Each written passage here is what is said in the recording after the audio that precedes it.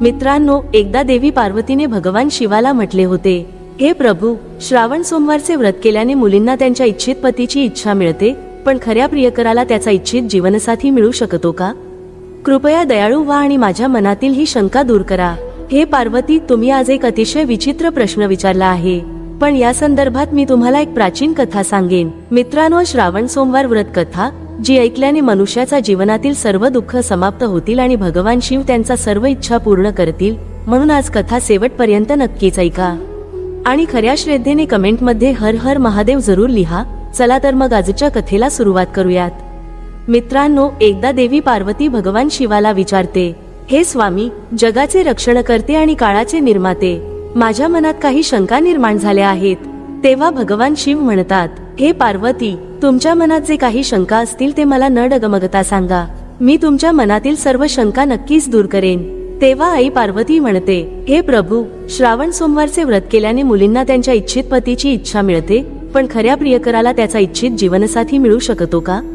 कृपया दयाळू व्हा आणि माझ्या मनातील ही शंका दूर करा. हे पार्वती, तुम्ही आज एक अतिशय विचित्र प्रश्न विचारला आहे, पण या संदर्भात मी तुम्हाला एक प्राचीन कथा सांगेन. तसेच हे प्रभू, मला जाणून घ्यायचे आहे की पालकांच्या संस्कारांमुळे मुलांचे तारण होऊ शकते का? माझा दुसरा प्रश्न आहे की पालकांच्या पापांचे आणि पुण्यकर्मांचे परिणाम मुलांना भोगावे लागतात का? आणि माझा तिसरा प्रश्न आहे की कलियुगातील पालकांनी त्यांच्या मुलांसाठी कोणते संस्कार करावेत आणि त्यांना धर्माचे पालन कसे शिकवावे? तेव्हा मित्रांनो, मग भगवान शिव मंदपणे हसत म्हणतात, हे देवी पार्वती, आज तुम्ही संपूर्ण मानवजातीच्या कल्याणासाठी खूप महत्त्वाचे प्रश्न विचारले आहेत. सर्व प्राण्यांचे कल्याण त्यात लपलेले आहे. हे देवी, तुम्ही पाहिले की अधर्माच्या मार्गाने चालणाऱ्या गुरुवंशाच्या राजकुमार दुर्योधनाने स्वतःच्या संपूर्ण वंशाचा नाश केला आणि सर्व कौरव सैन्याने राज्याचे रक्षण करण्यासाठी युद्ध केले.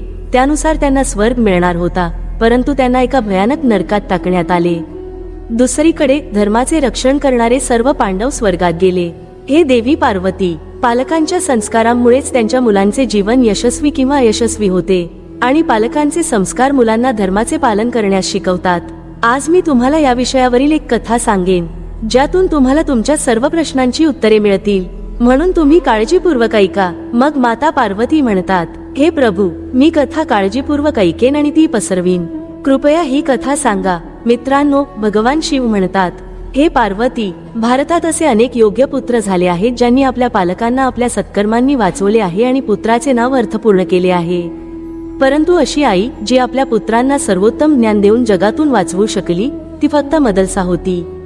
तिने केवळ तिच्या पुत्रांनाच नव्हे तर स्वतःला आणि तिच्या पतीलाही वाचवले. मदलसा एक आदर्श विद्वान, एक आदर्श सती आणि एक आदर्श आई होती. तिचा जन्म एका दिव्य कुटुंबात झाला. प्रथम ती गंधर्वराज विश्ववासूची कन्या होती. नंतर ती नागराज अश्वताराची कन्या म्हणून प्रकट झाली. तिच्या जीवनाचा थोडक्यात आढावा पुढील प्रमाणे आहे. याचे विस्तृत वर्णन असे आहे की प्राचीन काळी शत्रुजित नावाचा एक धार्मिक राजा राज्य करत असे. त्याची राजधानी गोमती नदीच्या काठावर होती. त्याला एक अतिशय बुद्धिमान, शूर आणि देखणा मुलगा देखील होता. त्याचे नाव ऋतध्वज होते. राजाने त्याला उच्च संस्कार देऊन वाढवले आणि वाढवले, जो जणू तो मर्यादा पुरुषोत्तम भगवान श्रीरामांचा दुसरा अवतार आहे. मग एके दिवशी असे घडले, जेव्हा गालव मुनी नैमिषारण्य आश्रमातील येथील राजा शत्रुजितच्या दरबारात आले आणि त्यांच्यासोबत एक अतिशय सुंदर दिव्य घोडा होता. मग ते राजाला म्हणाले, महाराज, आम्ही तुमच्या राज्यात राहतो आणि तपश्चर्या करतो, यज्ञ करतो आणि देवाची पूजा करतो. पण एक राक्षस गेल्या काही काळापासून आमच्या या पवित्र कार्यात खूप अडथळा निर्माण करत आहे. जरी आम्ही आमच्या क्रोधाच्या अग्नीने त्याला जाळू शकतो, तरीही आम्हाला ते करायचे नाही. कारण लोकांचे रक्षण करणे आणि दुष्टांना शिक्षा करणे हे राजांचे कर्तव्य आहे. आम्हा ब्राह्मणांना हे आवडत नाही आणि ते धर्माच्या विरुद्ध देखील आहे. आणि तसेच गालव मुनी म्हणतात, मग एके दिवशी त्याच्या दुष्कृत्याला कंटाळून आम्ही त्याला थांबवण्याचे मार्ग स्वर्गातील देवांना विचारत होतो, तेव्हा अचानक हा दिव्य घोडा आकाशातून खाली आला आणि त्याच वेळी एक स्वर्गीय आवाज ऐकू आला आणि तो म्हणाला, हे ऋषी, हा घोडा कोणत्याही अडथळ्याशिवाय संपूर्ण पृथ्वीला प्रदक्षिणा घालू शकतो. तो आकाशात, पाताळात, पर्वतात, समुद्रात सहजपणे जाऊ शकतो. तो कधीच आणि कुठेही न थकता धावू शकतो. म्हणूनच त्याचे नाव कुंभलय आहे. भगवान सूर्यदेवाने स्वतः हा घोडा तुम्हाला समर्पित केला आहे. तुम्ही तो घ्या आणि राजा शत्रुजितचा मुलगा राजकुमार ऋतध्वज याला द्या. तो त्यावर स्वार होईल आणि तुम्हाला नेहमीच त्रास देणाऱ्या त्या राक्षसाचा वध करेल. आता गालव मुनी म्हणतात, हे राजा, हा स्वर्गीय आवाज आकाशवाणी ऐकून आम्ही तुमच्याकडे आलो आहोत. तुम्ही हा घोडा घ्या आणि तुमच्या राजकुमाराला त्यावर स्वार करून आमच्या सोबत पाठवा, जेणेकरून धर्म नाहीसा होऊ नये. धर्माचे रक्षण करणे तुमचे कर्तव्य आहे. मित्रांनो, ऋषी गालव यांचे असे शब्द ऐकून धार्मिक राजाने खूप आनंदाने राजकुमाराला ऋषींचे रक्षण करण्यासाठी पाठवले. ऋषींच्या आश्रमात पोहोचताच त्याने त्यांचे सर्व बाजूंनी रक्षण करण्यास सुरुवात केली. मग एके दिवशी अचानक तो मद्यपी राक्षस वराहाच्या अर्थात एक रानटी डुकराच्या रूपात तेथे आला. मग राजकुमार वेगाने घोड्यावरून त्याच्या मागे धावला आणि वेगवान घोड्यावर स्वार होऊन त्याने अर्धचंद्राच्या आकाराच्या बाणाने त्याच्यावर हल्ला केला. त्या बाणाने जखमी होऊन तो वराह राक्षस आपला जीव वाचवण्यासाठी धावला आणि झाडे आणि पर्वतांनी वेढलेल्या दाट झुडुपात शिरला. राजकुमाराचा घोडा त्याचा पाठलाग थांबवत नव्हता आणि दुसरीकडे तो राक्षस हजारो योजनांना पळवून लावत एका ठिकाणी एका भुयारासारख्या दिसणाऱ्या अंधाऱ्या गुहेत उडी मारला. घोड्यावर स्वार असलेला राजकुमार देखील त्याच्या मागे त्याच खडल्यात उडी मारला. आत जाताना तो डुक्कर तिथे दिसला नाही. अचानक तो गायब झाला होता. याउलट त्याला दिव्य प्रकाशाने भरलेले पाताळ दिसले आणि त्यांच्या समोर इंद्रपुरीसारखे एक सुंदर शहर होते, ज्यामध्ये शेकडो सोनेरी राजवाडे आकाशाला सजवत होते. मग राजकुमार त्यात प्रवेश केला, पण त्याला तिथे कोणताही मानव दिसला नाही आणि तो त्या अज्ञात शहरात फिरू लागला. फिरत फिरत त्याला एक स्त्री दिसली, जी घाईघाईने कुठेतरी जात होती. राजकुमार तिला काहीतरी विचारू इच्छित होता, पण ती पुढे गेली आणि शांतपणे एका राजवाड्याच्या पायऱ्या चढली. ऋतध्वजानेही एका ठिकाणी घोडा बांधला आणि त्या महिलेच्या मागे राजवाड्यात प्रवेश केला. जेव्हा त्याने आत जाऊन पाहिले तेव्हा सोन्याचा बनलेला एक मोठा पलंग होता. त्यावर एक सुंदर मुलगी बसली होती, जी कामदेवाची पत्नी सुंदरी उंदीर देवीलाही तिच्या सौंदर्याने लाजवत होती. त्याच वेळी दोघांनीही एकमेकांना पाहिले आणि दोघेही एकमेकांकडे आकर्षित झाले आणि अचानक ती मुलगी बेशुद्ध पडली. तिच्या मैत्रिणीने एक हात पंखा घेतला आणि तिला पंखा लावायला सुरुवात केली. मित्रांनो, तिचे नाव कुंडला होते. ती स्त्री मागच्या जन्मात ती ताडका राक्षसी म्हणून जन्मली आणि श्रीरामांनी तिचा वध केला होता. एका ऋषीच्या शापामुळे तिला राक्षसी व्हावे लागले. जेव्हा ती सुंदर स्त्री शुद्धीवर आली तेव्हा राजकुमाराने तिला तिच्या बेशुद्धीचे कारण विचारले. त्यामुळे ती आणखी लाजिरवाणी झाली. तिने तिच्या मैत्रिणीच्या कानात सर्व काही सांगितले. तेव्हा तिची मैत्रीण कुंडला म्हणाली, हे प्रभू, गंधर्वराज विश्वावसू देवलोकात सर्वत्र प्रसिद्ध आहे. ही सुंदर स्त्री त्याची मुलगी मदलसा आहे. एके दिवशी ती तिच्या वडिलांच्या बागेत फिरत असताना पाताळकेतू नावाच्या राक्षसाने आपला मायावी जादूचा भ्रम पसरवून तिला पळवून नेले आणि त्याचे निवासस्थान येथे आहे. असेही ऐकले आहे की येत्या त्रयोदशीला तो तिच्याशी लग्न करेल. यामुळे माझ्या मैत्रिणीला प्रचंड वेदना झाल्या आहेत. कालच ही लाचार युवती आत्महत्या करण्यास तयार होती. त्यावेळी कामधेनू गौमाता तिथे प्रकट झाली आणि म्हणाली, आग मुली, तो दुष्ट राक्षस तुला मिळवू शकतच नाही. जो त्याला मर्त्यलोकात जाताना बाणांनी भोसकेल तोच तुझा पती असेल. हे राजकुमार, असे म्हणत आई सुरभी गौमाता अदृश्य झाली. हे युवराज, माझे नाव कुंडला आहे. मी या मदलसाची मैत्रीण आहे, विंध्यवानाची कन्या आणि शूर पुष्करमाळीची पत्नी. तसेच देव आणि दानवांमधील युद्धात शुंभाने माझा पती मारला होता. तेव्हापासून मी तपश्चर्येचे जीवन जगत आहे. माझ्या मैत्रिणीवरील प्रेमापोटी मी तिचे सांत्वन करण्यासाठी येथे आलो आहे. मी ऐकले आहे की मर्त्यलोकातील एका शूर पुरुषाने पातळकेतूला त्याच्या बाणांनी लक्ष्य केले आहे. मी त्याला शोधण्यासाठी गेली होते. हे खरे ठरले आहे. म्हणूनच तुला पाहून माझ्या मैत्रिणीचे हृदय प्रेमाने भरले आहे. परंतु आई सुरभीच्या म्हणण्यानुसार तिचे लग्न त्या शूर पुरुषाशी होईल ज्याने पातळकेतूला जखमी केले आहे. असा विचार करून ती दुःखाने बेशुद्ध पडली. जर तुम्ही ज्याच्यावर प्रेम करता त्याच्याशी लग्न केले तर तुमचे आयुष्य आनंदाने जाते. तुम्हाला पाहताच ती तुमच्या प्रेमात पडली. ती दुसऱ्याशी कशी लग्न करू शकते? हेच तिच्या चिंतेचे कारण आहे. आता तुमचा परिचय करून द्या. तुम्ही कोण आहात आणि तुम्ही कुठून आला आहात? मित्रांनो, आता राजकुमाराने स्वतःची ओळख करून दिली आणि राक्षसावर बाण मारून पाताळ लोकात पोहोचण्याची संपूर्ण कहाणी सविस्तरपणे सांगितली. सर्व काही ऐकून मदालसा खूप आनंदी झाली. तिने तिच्या मैत्रिणीकडे लज्जेने पाहिले, पण काहीही बोलू शकली नाही. मग कुंडलाने तिच्या भावना जाणून घेतल्या आणि म्हणाली, अरे शूर पुरुषा, तुम्ही जे म्हणता ते खरे आहे. माझ्या मैत्रिणीचे हृदय कोणत्याही अयोग्य पुरुषाकडे आकर्षित होऊ शकत नाही का? इच्छित तेज फक्त चंद्रात आढळते आणि तीव्र तेज फक्त सूर्यात आढळते. सुरभी मातेने तुम्हालाच सूचित केले होते. तुम्ही पाताळकेतू राक्षसाला घायाळ केले आहे. माझी मैत्रीण तुम्हाला तिचा पती म्हणून मिळवून स्वतःला धन्य समजेल. कुंडलाचे ऐकून राजकुमार म्हणाला, माझ्या वडिलांची परवानगी न घेता मी लग्न कसे करू शकतो? मग कुंडला म्हणाली, नाही, नाही, असं म्हणू नकोस. ती एक स्वर्गीय देवांची मुलगी आहे. तुझे वडील या लग्नाने आनंदी होतील. आता त्यांना विचारण्याची आणि त्यांची परवानगी घेण्याची वेळ नाही. तू निर्मात्याच्या प्रेरणेने इथे आला आहेस, म्हणून हे नाते स्वीकार कर, हीच भविष्यवाणी देखील होती. मग राजकुमाराने तथास्तु असे म्हणत तिला होकार दिला आणि कुंडलाने आवाहन केले. त्याच वेळी तिचे कुटुंब गुरु तुंबुरू अवतरले. ते ताबडतोब हवन पूजा सामग्री आणि कुश घेऊन तिथे पोहोचले आणि त्यांनी अग्नी पेटवला आणि विधीनुसार ऋतध्वज आणि मदलसाचा विवाह सोहळा पूर्ण केला. त्यानंतर कुंडलाने तिच्या मैत्रिणीला राजकुमाराच्या स्वाधीन केले आणि दोघांनाही त्यांचे कर्तव्य बजावण्याचा सल्ला दिला. मग दोघांकडून निरोप घेऊन ती दिव्य वेगाने तिच्या इच्छित स्थळी गेली. ऋतध्वजाने मदलांना त्याच्या घोड्यावर बसवले आणि स्वतः त्यावर स्वार होऊन पाताळलोक सोडू लागला. याच दरम्यान त्या दुष्ट पाताळकेतूला ही बातमी मिळाली आणि तो राक्षसांच्या मोठ्या सैन्यासह राजपुत्राच्या समोर आला आणि त्याच्या मार्गात अडथळा बनला. आता तो राजपुत्रही खूप शूरवीर होता. हसत हसत त्याने बाणांचे असंख्य जाळे पसरले आणि त्वष्ट्र नावाच्या दिव्य शस्त्राचा वापर करून पाताळकेतूसह सर्व राक्षसांचा समूळ नाश केला. अशा प्रकारे एकट्याने भयंकर युद्ध करून राजपुत्राने दैवी शस्त्राने सर्व राक्षसांचा आणि राक्षसांचा नाश केला. मित्रांनो, यानंतर तो त्याच्या वडिलांच्या नगरात पोहोचला. घोड्यावरून उतरल्यानंतर त्याने आपल्या पालकांना नमस्कार केला आणि मदसनेही तिच्या सासू आणि सासऱ्यांच्या पायाशी डोके टेकवले. ऋतध्वजकडून मिळालेली ही आनंदाची बातमी ऐकून पालक खूप आनंदी झाले. त्यांनी त्यांच्या मुलाला आणि सुनेला मिठी मारली आणि त्यांच्या कपाळावर सुगंध आणला. राजा आणि राणी या लग्नाने खूप आनंदी होते. कालांतराने मदालसा तिच्या पतीच्या घरी आनंदाने राहू लागली. दररोज ती सकाळी उठून तिच्या सासू सासऱ्यांच्या पाया होऊन तिच्या पतीला तिच्या सेवेने संतुष्ट ठेवत असे. त्यानंतर एके दिवशी राजा शत्रुजित राजकुमार ऋतध्वजला म्हणाला, बेटा, तू दररोज सकाळी या घोड्यावर स्वार होऊन संपूर्ण जगातील ब्राह्मणांचे रक्षण करण्यासाठी या पृथ्वीवर फिरत राहा आणि त्यांचे रक्षण करण्याचे वचन मला दे. तेव्हा राजकुमाराने आपल्या वडिलांची आज्ञा मान्य केली आणि म्हटले, ठीक आहे बाबा, मीही तसेच करेन आणि धर्माच्या रक्षणासाठी मी माझे जीवन अर्पण करेन. मी तुम्हाला हे वचन देतो. असे म्हणत आता तो राजकुमार आपल्या घोड्यावर सवार होऊन धरतीचे भ्रमण करत असतो. तो दररोज सकाळी पृथ्वीला प्रदक्षिणा घालत असे आणि आपल्या वडिलांच्या चरणी नमस्कार करत असे. मित्रांनो, एके दिवशी फिरत असताना ते यमुनेच्या काठावर गेले. तिथे पाताळकेतूचा धाकटा भाऊ तालकेतूने एक आश्रम बांधला आणि ऋषीच्या वेशात राहत होता.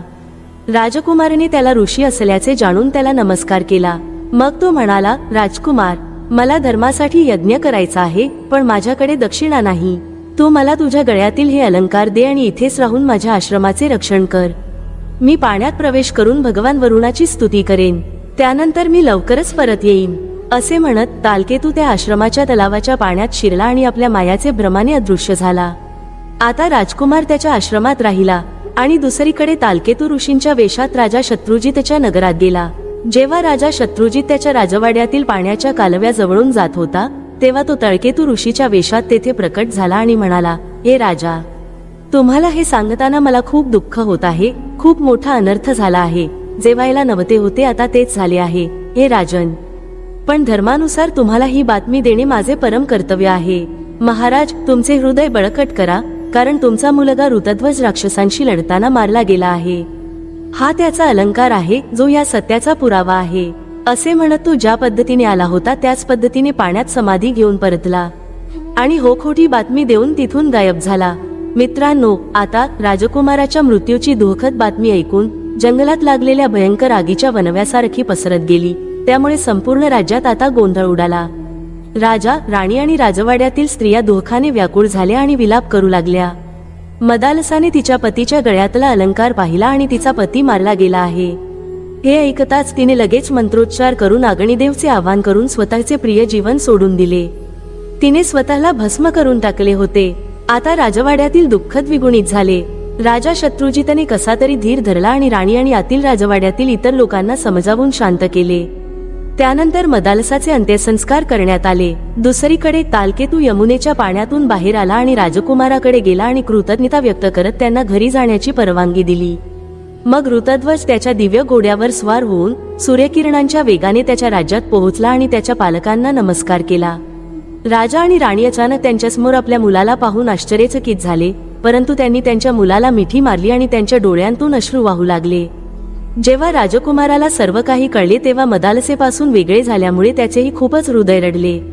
आता त्याचे जग रिकामे झाले. जणू कोणीतरी जिवंत असताना त्याच्या हृदयात खंजीर भोसकला होता. त्याचे हृदय बाहेर काढले आणि त्याच्यासमोर ते जाळून राख केले. जेव्हा तो थोडा शांत झाला तेव्हा त्याने मदालसेला जलांजली अर्पण केली आणि प्रतिज्ञा केली, मी हरिणासारख्या मोठ्या डोळ्यांची गंधर्व राजकुमारी मदालसेशिवाय इतर कोणत्याही स्त्रीशी लैंगिक संबंध ठेवणार नाही. मी माझे संपूर्ण आयुष्य तिच्या आठवणीत घालवीन. मी हे अगदी खरे सांगितले आहे. मी संपूर्ण जगाला साक्षीदार म्हणून घेऊन ही प्रतिज्ञा करतो. मित्रांनो, ही प्रतिज्ञा घेऊन त्याने आपले शरीर आणि मन स्त्रियांच्या सुखांपासून कायमचे दूर केले आणि त्याच्या वयाच्या मित्रांसोबत आनंद घेऊ लागला. त्याच वेळी पाताळ राजा नागराजाचे 2 पुत्र अश्वतर आणि कंबल मानवी रूपात पृथ्वीवर विहार करण्यासाठी बाहेर पडले आणि कालांतराने त्यांची राजकुमार ऋतध्वजशी मैत्री झाली. त्यांचे एकमेकांवरील प्रेम इतके वाढले की नागकुमार त्याला क्षणभरही सोडू इच्छित नव्हता. तो दिवसभर पाताळ लोकातून गायब असायचा. मग एके दिवशी सर्पराजाने विचारल्यावर त्याने ऋतध्वजाची संपूर्ण कहाणी त्याच्या वडिलांना सांगितली आणि म्हणाला, बाबा, आमचा मानव मित्र राजकुमार ऋतध्वजने मदालसेशिवाय इतर कोणत्याही स्त्रीला स्वीकारणार नाही अशी प्रतिज्ञा केली आहे. जर मदालसेला पुन्हा जिवंत करता येत असेल तर कृपया काहीतरी करा. आपल्या मुलाकडून अशी अनोखी प्रेमकथा ऐकून सर्पराज म्हणाला, कठोर परिश्रमाने सर्व काही शक्य आहे. माणसाने कधीही निराश होऊ नये. जर तुम्हाला इच्छित परिणाम मिळवायचा असेल तर भगवान शंकराच्या शरणात जा. भक्तीची शक्ती जगात सर्वोत्तम आहे. त्यांच्या वडिलांकडून हे ऐकून सर्पराज अश्वतर आणि कंबल देवी सरस्वतीचे मूळ स्थान असलेल्या हिमालयातील प्लक्षवतार तीर्थावर गेले आणि कठीण तपश्चर्या करू लागले. त्यांची कठोर आणि कठीण तपश्चर्या पाहून देवी सरस्वती स्वतः प्रसन्न झाली आणि त्यांना थेट दर्शन दिले आणि त्यांना वर मागण्यास सांगितले. तेव्हा अश्वतर म्हणाला, हे माता देवी, मी आणि माझा भाऊ कंबल दोघेही संगीतशास्त्रात पूर्ण तज्ज्ञ होऊ दे. आणि ते तिन्ही लोकात संगीतात प्रसिद्ध झाले. मग तथास्तु म्हटल्यानंतर देवी सरस्वती अदृश्य झाली.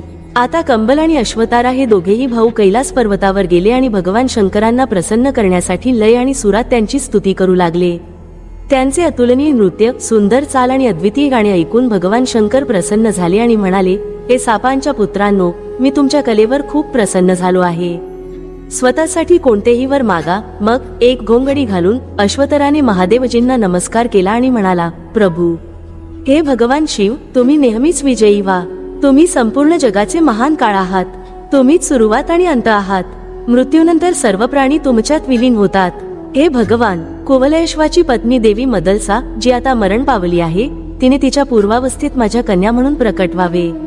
तिला तिच्या मागील जन्माच्या गोष्टी आठवाव्यात आणि तिचे तेज पूर्वीसारखे असावे आणि ती माझ्या घरात योगिनी आणि योगविद्येची आई म्हणून प्रकट व्हावी. आम्ही तुमच्याकडून हे वर मागतो. मग महादेवजी म्हणाले, हे नागराजा, जेव्हा श्राद्धाचा दिवस येईल तेव्हा तुम्ही या इच्छेने पितरांचे तर्पण करावे आणि श्राद्धात दिलेला मधला पिंड शुद्ध भावनेने खावा. याद्वारे ती लगेच तुमच्या मधल्या कुंडातून प्रकट होईल. मित्रांनो, नागराजाने भगवान शिवाच्या आज्ञेनुसार केले आणि आपल्या पूर्वजांना भगवान शिवाच्या वराबद्दल सांगितले. मग पूर्वजांनी तथास्तु म्हटले आणि खोल ध्यानात गेले आणि त्यांच्या मधल्या कुंडातून सुंदर देवी मदालसा प्रकट झाली. मग सापांच्या राजाने तिला राजवाड्यातील महिलांच्या संरक्षणाखाली ठेवले. त्याने हे रहस्य कुठेही उघड केले नाही आणि हे प्रकरण अत्यंत गुप्त ठेवले. त्यानंतर अश्वतराने आपल्या मुलांना सांगितले, मुलांनो, तुम्ही लवकर जा आणि राजकुमार ऋतध्वजला येथे बोलावून घ्या. तुम्हीही खात्री करावी की त्याला गुप्ततेची कोणतीही कल्पना येऊ नये. आणि आता जेव्हा ते राजकुमाराकडे गेले तेव्हा नागराज त्यांना घेऊन गोमतीच्या पाण्यात गेला आणि त्यांना पाताळात ओढले आणि मग तो तिथे त्याच्या खऱ्या स्वरूपात प्रकट झाला. नागलोकाचे सौंदर्य पाहून ऋतध्वज आश्चर्यचकित झाला. त्याने नागराजाला नमस्कार केला. मग नागराजाने ऋतध्वजाला आशीर्वाद दिला आणि त्याचे स्वागत केले. जेवणानंतर सर्वजण एकत्र बसले आणि स्नेहप्रेम करू लागले. मग नागराजाने त्याला मदालसेच्या पुनरुज्जीवनाची संपूर्ण कहाणी सांगितली. नागराजाकडून संपूर्ण कहाणी ऐकल्यानंतर राजकुमाराच्या आनंदाला सीमा राहिली नाही. जणू काही त्याच्या जीवनाचा प्रेमाचा उद्देश पूर्ण झाला होता. मग त्याने नतमस्तक होऊन सर्व नागांना अभिवादन केले आणि आनंदाने आपल्या प्रिय पत्नीचा स्वीकार केला. त्यांना आठवताच त्याचा प्रिय घोडा तिथे पोहोचला. नागराजाला नमस्कार केल्यानंतर तो मदालसेसह घोड्यावर बसला आणि त्याच्या शहरात गेला. मित्रांनो, जेव्हा राजकुमार आपल्या पत्नीसह राजवाड्यात परतला तेव्हा त्याने सर्वांना मदालसेच्या बचावाची कहाणी सांगितली. मदालसेनेही तिच्या सासरच्या लोकांच्या पाया होऊन नमस्कार केला. त्यांच्या परतण्यामुळे शहरात एक भव्य उत्सव साजरा करण्यात आला आणि काही काळानंतर महाराज शत्रुजित यांचे निधन झाले. त्यानंतर ऋतध्वज राजा झाला आणि मदलसा राणी बनली. मदलसाच्या पोटातून तिच्या पहिल्या मुलाचा जन्म झाला. त्यानंतर राजाने त्याचे नाव विक्रांत ठेवले. ते नाव ऐकून मदलसाला हसू लागले. त्यानंतर कालांतराने आणखी 2 पुत्र जन्माला आले. त्यांची नावे सुबाहू आणि शत्रुमर्दन ठेवण्यात आली. मदलसाने त्या नावांवरही हसले. तिने लोरी गाऊन या तिन्ही पुत्रांना शुद्ध आत्मज्ञानाचा उपदेश दिला. ते मोठे झाल्यावर तिघेही प्रेमापासून वंचित आणि अलिप्त झाले आणि ते भगवान शिवाच्या सेवेत राज्य सोडून कैलासला गेले. त्यानंतर राणी मदालसाच्या पोटातून 4था मुलगा जन्माला आला. जेव्हा राजा त्याचे नाव ठेवायला गेला तेव्हा त्याची नजर मदालसावर पडली. ती मंद हसत होती. राजा म्हणाला, राणी, जेव्हा जेव्हा मी त्याचे नाव ठेवतो तेव्हा तू मोठ्याने हसतेस. आता तू या मुलाचे नाव ठेव. मग मदालस म्हणाली, महाराज, तुमच्या इच्छेनुसार मी तुमच्या 4थ्या मुलाचे नाव अलारका ठेवते. अलारका हे अद्भुत नाव ऐकून राजा मोठ्याने हसला आणि म्हणाला, याचा अर्थ काय? मग मंद हास्य करत मदालसाने उत्तर दिले, ऐका, आत्म्याचा नावाशी काहीही संबंध नाही. कोणतेही नाव कल्पित आणि सांसारिक कामांसाठी ठेवले जाते. ते फक्त एक नाम आहे, त्याचा काही अर्थ नाही. तुम्ही ठेवलेली नावे देखील अर्थहीन आहेत. महाराज, प्रथम विक्रांत नावाचा अर्थ विचारात घ्या. क्रांतिका म्हणजे गती. जो एका ठिकाणाहून दुसऱ्या ठिकाणी जातो तो विक्रांत आहे. आत्मा सर्वव्यापी आहे. तो कुठेही येत नाही आणि जात नाही. म्हणून हे नाव त्याच्यासाठी केवळ अर्थहीन नाही तर त्याच्या स्वभावाच्या विरुद्ध देखील आहे. तुम्ही दुसऱ्या मुलाला सुबाहू असे नाव दिले आहे. जेव्हा आत्मा निराकार आहे तेव्हा त्याला बाहू कसे मिळाले? जेव्हा बाहू नसतात तेव्हा त्याचे नाव सुबाहू ठेवणे इतके अयोग्य आहे. तिसऱ्या मुलाचे नाव शत्रुमर्दन ठेवले आहे. त्यातही काही अर्थ नाही. तोच आत्मा सर्व शरीरात असतो. अशा परिस्थितीत कोणाचा शत्रू कोण आहे आणि कोण कोणाला मारणार आहे? जर त्याचा उद्देश फक्त व्यावहारिक कामे पूर्ण करणे असेल तर हा उद्देश अलर्क नावानेही पूर्ण होऊ शकतो. मित्रांनो, आता राजा अवाक झाला. मदालसाने त्याला ब्रह्मज्ञानाचा उपदेश करायला सुरुवात केली. मग राजाने तिला थांबवले आणि म्हणाले, देवी, तू त्याला ब्रह्मज्ञानाचा उपदेश देऊन माझा वंश नष्ट करण्याचा प्रयत्न का करत आहेस? त्याला कर्ममार्गावर आण आणि त्याच्या इच्छेनुसार उपदेश कर. मग मदालसाने तिच्या पतीची आज्ञा मानली आणि बालपणातच अलारकाला व्यावहारिक शास्त्राचा अभ्यासक बनवले. तिने त्याला राजकारणाचे पूर्ण ज्ञान दिले. तो धर्म, अर्थ आणि काम या तिन्ही शास्त्रांमध्ये पारंगत झाला. तो मोठा झाल्यावर त्याच्या पालकांनी अलारकाला राजा बनवले आणि स्वतः तपश्चर्या करण्यासाठी वनात गेले. जाताना मदालसाने अलारकाला एक अंगठी दिली आणि म्हणाली, तुम्हाला जेव्हा जेव्हा कोणतीही समस्या येते तेव्हा या अंगठीच्या छिद्रातून उपदेश काढा आणि ते वाचा आणि त्यानुसार आचरण करा. नंतर अलारकाने गंगा यमुनेच्या संगमावर अलारकापुरी नावाची आपली राजधानी बनवली, जी आजकाल अरैल म्हणून प्रसिद्ध आहे. काही काळानंतर अलारकाला सुखविलासाचे व्यसन लागलेले पाहून त्याचा मोठा भाऊ सुबाहू याने काशीराजाच्या मदतीने त्याच्यावर हल्ला केला. मग अलारकाने धोका ओळखून त्याच्या आईचा सल्ला वाचला. मित्रांनो, भगवान शिव म्हणतात, हे देवी पार्वती, त्यात लिहिले होते की सर्व प्रकारच्या आसक्तीचा त्याग करावा, पण जर ती सोडता येत नसेल तर चांगल्या पुरुषांचा सहवास करावा, कारण चांगल्या पुरुषांचा सहवास हे त्याचे औषध आहे. इच्छा पूर्णपणे सोडून द्यावी, पण जर ती सोडता येत नसेल तर मुक्तीची इच्छा करावी, कारण मुक्ती ही ती इच्छा दूर करण्याचे औषध आहे. हा उपदेश अनेक वेळा वाचल्यानंतर राजा विचार करू लागला, आता मानवांचे कल्याण कसे होईल? मुक्तीची इच्छा जागृत करून मुक्तीची इच्छा जागृत होईल आणि चांगल्या लोकांच्या सहवासाने मुक्तीची इच्छा जागृत होईल. असा विचार करून अलारकाने महात्मा दत्तात्रेयांचा आश्रय घेतला आणि तेथे आसक्तीशिवाय शुद्ध आत्मज्ञानाचा सल्ला मिळाल्याने तो कायमचा तृप्त झाला. अशा प्रकारे महासती मदालसाने आपल्या मुलांना वाचवल्यानंतर स्वतःही तिच्या पतीसह देवाच्या चिंतनात लक्ष केंद्रित केले आणि थोड्याच वेळात मुक्तीच्या स्वरूपात परम स्थान प्राप्त केले. मदालसा आता नश्वर जगात नाही, परंतु तिचे नाव कायमचे अमर झाले आहे. हे पार्वती, अशा प्रकारे देवी मदालसाने संपूर्ण जगात संपूर्ण वंशाचे नाव गौरवले होते. तर तुमच्या पहिल्या प्रश्नानुसार प्रत्येक मानवाचा पहिला गुरु त्याची आई असते, म्हणून मुलाला त्याच्या पालकांकडून ज्या प्रकारचे संस्कार मिळतात त्याच प्रकारचे त्याचे जीवन घडते. तुमच्या दुसऱ्या प्रश्नानुसार पालकांच्या पापांचे आणि पुण्यांचे परिणाम मुलांना भोगावे लागतात. जसे आंब्याच्या झाडावर आंबे उगवतात आणि कारल्याच्या झाडावर कारले उगवतात.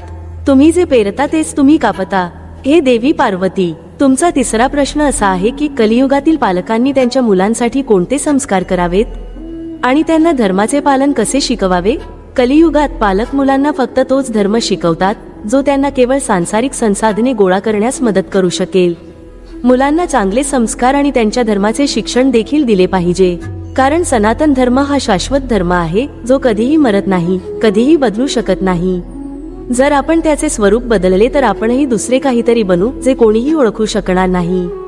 कारण जेव्हा एखाद्या वस्तूचा मूळ धर्म, ज्यामुळे त्या वस्तूमध्ये शक्ती असते, तो काढून टाकला जातो, तेव्हा ती वस्तू देखील अस्तित्वात राहणार नाही. कारण धर्माशिवाय सत्पुरुषाला शक्ती नसते.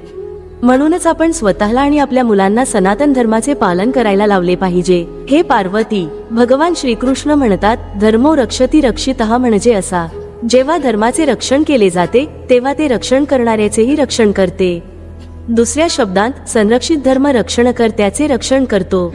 तस्माधर्मो न हंतव्यो मा नो धर्म हतोवधित धर्म एव हतो हंती धर्मो रक्षति रक्षित. याचा अर्थ, जो धर्माचा नाश करतो तो धर्म स्वतःच नष्ट करतो, आणि जो धर्माचे रक्षण करतो आणि धर्माचे पालन करणारे, धर्म त्याचेही रक्षण करतो. तर मित्रांनो, ही श्रावण सोमवारची कथा तुम्हाला नक्कीच आवडली असेल. तर मग व्हिडिओला लाईक आणि चॅनेलला सबस्क्राईब नक्कीच करा.